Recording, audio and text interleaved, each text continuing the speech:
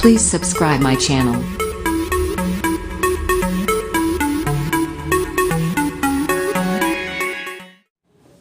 Good morning बच्चों, मैं ललित श्रीवास्तव, प्रधानाध्यापक फूल, इस प्रशांत एजुकेशन सेंटर मऊगंज में आपका हार्दिक स्वागत करता हूं। जैसा कि आप लोग देखे होंगे, इस चैनल पर कक्षा 12, कक्षा 10, कक्षा 9, 8 एवं और कक्षाओं तथा साथ साथ जीके की लगातार पढ़ाई चल रही है। आज मैं इस सेंटर में आपको कक्षा 12 की भूगोल इकाई 2 मानव विकास के संबंध में जानकारी प्रदान करेंगे। मानव विकास पढ़ाएं इसके पहले हम आप सबसे एक बात का साझा करेंगे। कल भूगोल विषय का प्रशिक्षण चल रहा था। सम्माननीय पटेल जी, सम्माननीय निगम जी भूगोल विषय का प्रशिक्षण दे रहे थे और उन्होंने हमको भी कहा कि आप अपनी बात का भी साझा करें। थोड़ी सी बात अपनी भी हमने रखा और ये बताया कि किसी विषय को पढ़ाने से पहले शिक्षक पुस्तक का भली भांति अध्ययन करे। अध्ययन करने के बाद अपनी व्यवहारिक भाषा में यदि बच्चों को बताएगा, तभी जाकर के बच्चों के समझ में वो बात आएगी। किताब की भाषा या किताब का कोर्स लिखाना या किताब पढ़वाना, इससे बात बच्चों के समझ में नहीं आती। मैंने अपनी बात का साझा किया, तब निगम सर ने कहा कि कोई वीडियो आप बनाएं। यदि आपने वीडियो बनाया है, अच्छी बात है, वीडियो बनाएं, उस वीडियो का साझा करें। आइए आज हम मानव विकास के संबंध में आप सबको बताते हैं कि मानव विकास वास्तव में है क्या। ये कठिन नहीं है यदि इस मानव विकास को आप अपनी व्यवहारिक भाषा में ले लें। सबसे पहले बच्चों को अवधारणा बता देनी चाहिए, लिखा देनी चाहिए कि वास्तव में इस टॉपिक है मानव विकास। इस टॉपिक में हमें आज पढ़ाना क्या क्या है, इसकी अवधारणा है। सबसे पहले हम अर्थ समझ लें। वृद्धि और विकास क्या है, मानवीय क्रियाकलाप, मानव विकास के प्रमुख आयाम और मानव विकास की परिमाप। अवधारणा आपने नोट कर लिया। अब आइए देखते हैं कि मानव विकास का अर्थ। बच्चों एक बात का ध्यान रखिएगा, यदि मानव विकास की पहली अवधारणा पूरी समझ में आ गई तो मानव विकास की शेष सारी अवधारणाएं अपने आप समझ में आती रहेंगी। देखते हैं मानव विकास का अर्थ क्या है। मानव विकास दो शब्दों से मिलकर बना है, इसको हम अलग कर देते हैं। आप देखते रहिए, यह है मानव, पहला शब्द। ये है विकास, ये दूसरा शब्द। मानव का अर्थ, मानव माने मैं, मानव माने हम, मानव माने जनसंख्या।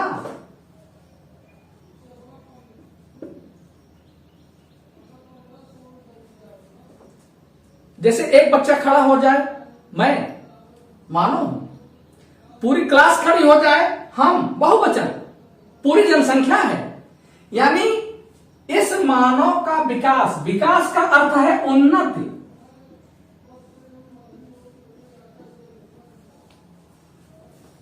क्या मतलब हुआ?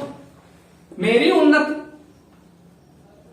मानव विकास, हमारी सबकी उन्नति, मानव विकास, पूरे देश की उन्नति, पूरी जनसंख्या की उन्नति, मानव विकास। अब बच्चों समझना यह है कि किस बात का विकास। प्राचीन समय में अर्थव्यवस्था को विकसित माना जाता था। जिस व्यक्ति के पास बहुत संपत्ति है वो विकसित माना है, वो उसका विकास हुआ है। जिस देश की अर्थव्यवस्था बड़ी तगड़ी है उसका विकास माना जाता था, उसका विकास। लेकिन आज सन 80 और 90 के दशक में डॉक्टर महबूब उल हक और अमर्त्य सेन ने मानव विकास की जो अवधारणा प्रस्तुत की है, उस विकास में केवल धन नहीं रह गया। उन्नति का अर्थ केवल धन से नहीं रह गया। उन्होंने ये बताया कि केवल अर्थव्यवस्था ही यदि बढ़ जाती है तो उस देश का मानव विकास सूचकांक बढ़ा नहीं है, कम है। तो उन्होंने क्या क्या बताया, किस किस बात की उन्नति? तो उन्होंने ये 3 बातें बताई कि ये तीनों बातें एक साथ यदि बढ़ेंगी तो विकास माना जाएगा। केवल अर्थ को उन्नत नहीं मानता है। तो उन्होंने ये बताया कि किस बात की उन्नति मेरी या जनसंख्या की होनी चाहिए। तो उन्होंने बताया कि ये उन्नति होनी चाहिए स्वास्थ्य की,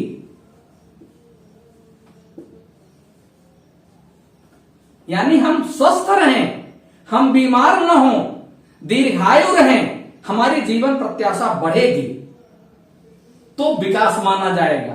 अकेले स्वास्थ्य की नहीं, इसके बाद शिक्षा और स्वतंत्रता की। शिक्षा और स्वतंत्रता, हम पूरी तरह से स्वस्थ रहें तो फिर शिक्षित रहें, पूर्ण शिक्षा प्राप्त करें। ऐसा ना हो कि हम पढ़ना छोड़ दें, हम शिक्षित न रहें और स्वस्थ रहें तो भी विकास संभव नहीं है, विकास नहीं होगा। और यदि हम शिक्षित हैं, स्वतंत्र हैं, तो इसका तीसरा विकास हुआ संसाधनों का।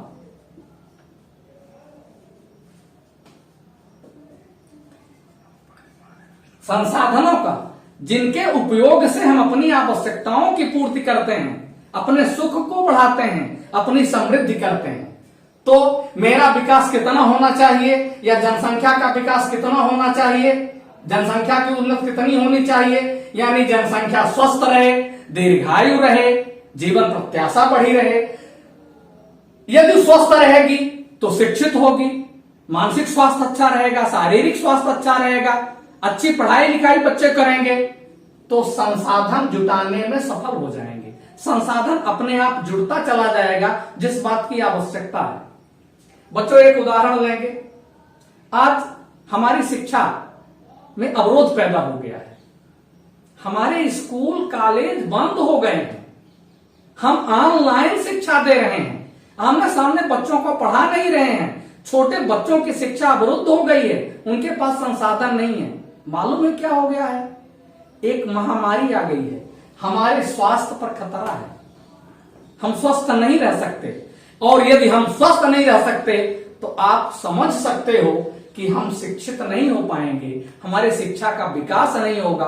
आपने सुना होगा कि भारत शासन का इतना नुकसान हो गया, फैक्ट्री बंद है, उद्योग धंधे बंद हैं, परिवहन बंद है, दुकानें बंद हैं, व्यापार बंद है, तो संसाधन कहां से आएगा? तो इसका मतलब ये हुआ कि ये तीनों आयाम एक दूसरे से जुड़े हुए हैं। सबसे पहला आयाम डॉक्टर महबूब उल हक ने यह बताया है कि धन नहीं चाहिए, हम स्वस्थ रहें, हम बीमार न हो। हमने एक बच्चे से पूछा, आप खड़े हो जाओ, ये बताओ आप स्वस्थ हो? उसने कहा जी हां, हम स्वस्थ हैं। हमने कहा ये बताओ आपके पिताजी भी स्वस्थ हैं? तो उसने कहा नहीं, पिताजी बीमार रहते हैं। तो हमने कहा ये देखिए, ये भारिता कम हो गई आपकी, आप 2 लोग हो, आप स्वस्थ हो और पिताजी बीमार रहते हैं, तो केवल स्वास्थ्य आपका 50% हो गया। 1 कमाओगे, 2 खाओगे, 1 शिक्षित रहेगा, 1 शिक्षा ग्रहण नहीं कर पाएगा। इसलिए मानव विकास सूचकांक बच्चों उसी का बढ़ता है जिसके ये तीनों आयाम उसी अनुपात में बढ़ते हैं जिस अनुपात में जनसंख्या बढ़ती है। आपके ये बात समझ में आ गई होगी कि वृद्धि और विकास क्या है। जब किसी निश्चित स्थान की जनसंख्या बढ़ती या घटती है वो वृद्धि होती है। जैसे मैं था, हम हुए, जनसंख्या बढ़ गई तो ये वृद्धि हुआ। लेकिन जिसमें मैं से हम हो गए, बहुवचन हुआ, जनसंख्या जितनी बढ़ी उतने अनुपात में ये तीनों चीजें यदि बढ़ गई, पूरे संसाधन बढ़ गए, तो विकास हुआ। विकास सकारात्मक होता है, विकास गुणात्मक होता है बच्चों, ऋणात्मक नहीं होता। उसी अनुपात में आप ये समझ सकते हो कि मैं अकेला हूं, मैं से हम हो गए, हम से बहुत सारे हो गए, इसका मतलब ये वृद्धि है। जनसंख्या बढ़ी, ये वृद्धि है। हम सब हैं, हम सब से फिर कम भी हो जाते हैं प्रवास के दौरान या मृत्यु के दौरान, तो ये जनसंख्या वृद्धि है, यानी ऋणात्मक भी होती है। लेकिन विकास उन्नति है, ये ऋणात्मक नहीं होता, ये गुणात्मक और सकारात्मक होता है। इसलिए विकास वो चीज होती है जिस अनुपात में हमारी जनसंख्या बढ़े, उसी अनुपात में हमारे पूरे संसाधन बढ़ने चाहिए, पूरे आयाम बढ़ने चाहिए। यदि पूरे आयाम नहीं बढ़ेंगे तो विकास नहीं होगा। अब केवल अर्थ को विकास नहीं मानते, तो वृद्धि और विकास में एक प्रश्न आ जाता है कि वृद्धि विकास में अंतर बताइए। तो आप एक उदाहरण दे सकते हो। आज देखिए बच्चों, हमारे क्लास की जनसंख्या 14 है। कितने लोग हो तुम लोग? 14। कल 28 हो गए, तो यह जनसंख्या वृद्धि है। लेकिन आज हमारे क्लास में एक मैट बिछा हुआ है। कल तुम 28 हो गए तब भी एक मैट बिछा हुआ है। परसों तुम 55 हो गए तब भी एक मैट बिछा हुआ है। तो विकास नहीं हुआ। विकास तो तब माना जाएगा जिस अनुपात में, जैसे आप 14 थे, एक मैट, 28 हुए तो 2 मैट हो जाने चाहिए, बोर्ड 2 हो जाने चाहिए, शिक्षक 2 हो जाने चाहिए। ये कमरा जो छोटा सा है 14 लोगों को बैठने का, इसमें 55 हो तो 55 की स्थान पर ये कमरा बड़ा हो जाना चाहिए, तब पूर्ण विकास माना जाएगा। आज हमारी शिक्षा क्यों अवरुद्ध हो रही बच्चों? हमारी छात्र संख्या लगातार बढ़ती चली जा रही है। छात्र संख्या बढ़ रही है, ये वृद्धि है, लेकिन छात्र के अनुपात में पढ़ाने वाला संसाधन नहीं बढ़ रहा है, शिक्षक नहीं पढ़ रहे हैं। एक ही शिक्षक 4 विषय को पढ़ा रहा है, जिसमें वो कार्यकुशल भी नहीं है, पढ़ा भी नहीं है, तो ये विकास नहीं हुआ। यदि जिस अनुपात में वृद्धि हुई, उसी अनुपात में संसाधन बढ़ेगा तो विकास होगा। आप समझ गए होंगे कि यदि 14 पर एक मैट है तो 28 पर 2 मैट होने चाहिए, 14 पर एक कमरा है तो 28 पर 2 कमरे होने चाहिए, 14 पर एक शिक्षक है तो 28 पर 2 शिक्षक होने चाहिए। यदि वो गुणात्मक हो और ज्यादा हो तो विकास ज्यादा होगा। मान लीजिए किसी घर में एक आदमी है, एक आदमी के पास एक कार है, 2 आदमी हो गए, 2 कार हो गई, आदमी 2 ही हैं, इतना शिक्षित हुए, दोनों स्वस्थ हैं, इतनी शिक्षा प्राप्त की है कि संसाधन बहुत सारा आ गया, 3 हो गई, 4 हो गई, 5 हो गई, 6 हो गई, जनसंख्या 2 ही है। तो जनसंख्या 1 से 2 हुई, वृद्धि हुआ, लेकिन जनसंख्या के अनुपात से ज्यादा संसाधन बढ़े, ये विकास हुआ। तो वृद्धि और विकास में एक उदाहरण हमने दिया।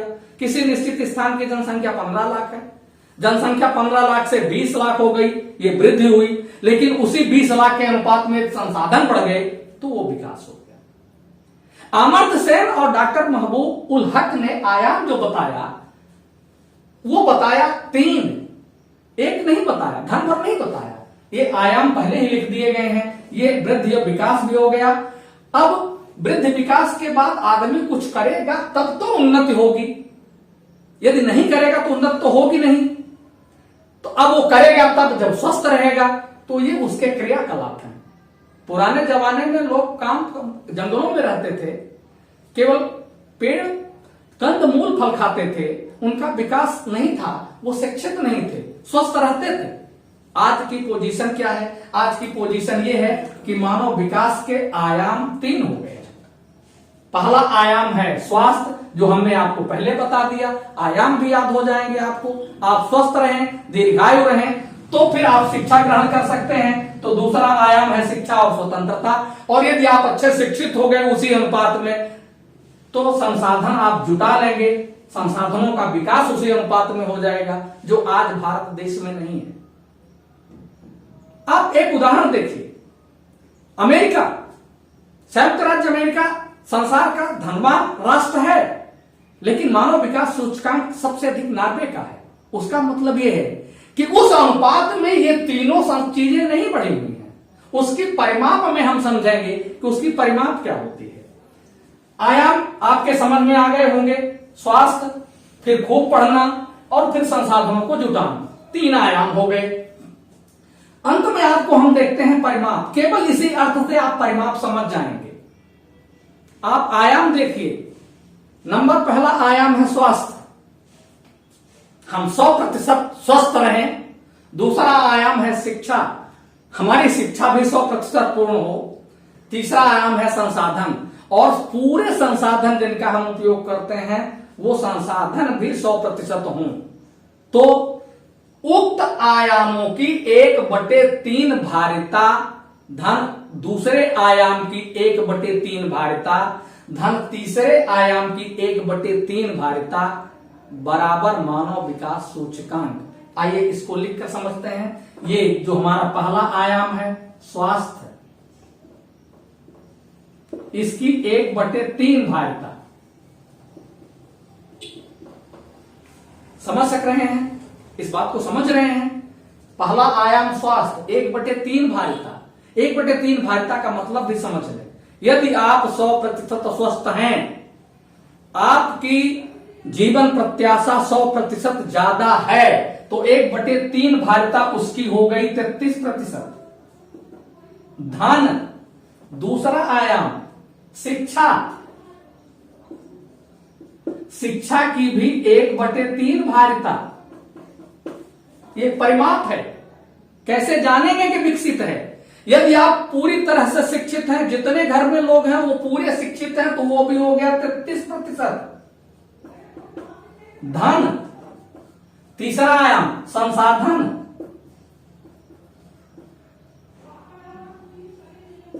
इसकी 1/3 भारिता। यदि पूरे संसाधन है, पूरा विकास हुआ है, तो 33% बराबर हो गया 99%। इसका मतलब यह हुआ कि मानव विकास सूचकांक बहुत ज्यादा है। आप लेकिन आप बताओ, आप खड़े हो जाओ, आप बता रहे हो कि हम घर में 4 लोग हैं, 2 लोग बीमार रहते हैं, तो आपका स्वास्थ्य, और हम भी कुछ दिन बीमार रहते हैं, तो आपका स्वास्थ्य कितना हो गया? केवल 30%। अब 30% की भारिता क्या होगी? आप घर में 4 लोग हो, 4 लोग में 2 लोग बीमार रहते हो, और तुमको भी कभी कभी बुखार आ जाता है, तो तुम्हारा स्वास्थ्य पहला आयाम जो है, फर्स्ट आयाम हो गया 30%। और 30% की 1/3 भारिता, इस 30% की 1/3 भारिता बराबर हो गया 10। फिर शिक्षित कितने हैं? हाँ आप बता दो। हाँ 2 लोग शिक्षित हैं, 2 लोग नहीं पढ़े लिखे हैं, तो वो भी आपका 50% हो गया। दूसरा आयाम 50%, इसकी 1/3 भारिता, तो 50% में 10 धन 12 15 45 16 48 16.5 26%। और फिर संसाधन की कमी, कितने संसाधन है, कितनी सुविधाएं हैं? कम संसाधन है, तो कम संसाधन कितने प्रतिशत होंगे? पूरी सुविधाएं आपके पास नहीं है, तो मान लीजिए 40% है। 40 का 1/3, तो 12 तिहाई 36, 13 तिहाई 39, धन 13%। अब देख लीजिए 16 10 26 10 36 3 39, केवल लगभग 40% आपका विकास हुआ है। और यही स्थिति दोस्तों है, हमारे भारतवर्ष की भी यही स्थिति है, देशों की यही स्थिति है। मानव विकास सूचकांक तब बढ़ेगा जब जिस अनुपात में जनसंख्या बढ़ती है, और ये तीनों आयाम आपको याद हो गए होंगे, स्वास्थ्य, शिक्षा और संसाधन। हम स्वस्थ रहेंगे, दीर्घायु रहेंगे, तो पूरी तरह से शिक्षित होंगे, और शिक्षित होंगे तो संसाधन जुटाएंगे, तो हमारा मानव विकास सूचकांक बढ़ेगा। और नहीं मित्रों, यदि ऐसा नहीं होगा तो मानव विकास सूचकांक नहीं बढ़ेगा, केवल जनसंख्या वृद्धि होगी, और उस अनुपात में संसाधन नहीं जुटेंगे, ये तीनों चीज नहीं बढ़ेंगे, तो विकास सूचकांक नीचे गिरता चला जाएगा। बस आज के वीडियो में इतना ही। हम एक बार फिर आप सभी बच्चों का इस प्रशांत एजुकेशन सेंटर में स्वागत करते हैं, और ये आशा करते हैं कि ये जो सेंटर चल रहा है इसको आप अच्छी तरह से शेयर करेंगे, सुनेंगे और सब्सक्राइब करेंगे। इसके लिए बहुत बहुत धन्यवाद।